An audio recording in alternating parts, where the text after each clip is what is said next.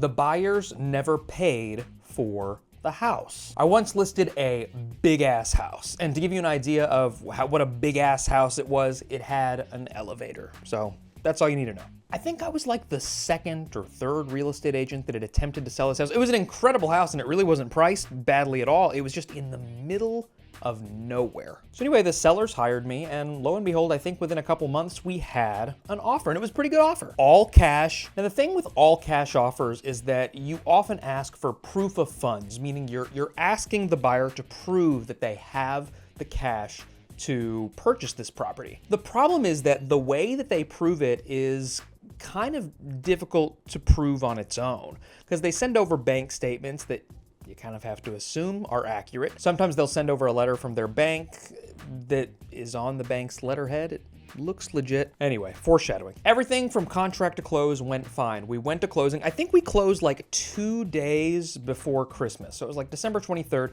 And I remember the title company telling me like, hey, it might actually, not fund until after Christmas, a couple days after Christmas, just because the Fed is backed up and the blah, da, da, da, da, title reasons. And my seller said that's fine. It wasn't a big deal. We closed and then we waited. And December 27th came and went.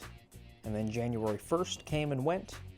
February 1st, March, April, May. The buyers came up with 100 excuses for why they couldn't get access to their money. Oh, it was tied up in this account. They were waiting for a lawyer to disperse this, that, the other thing.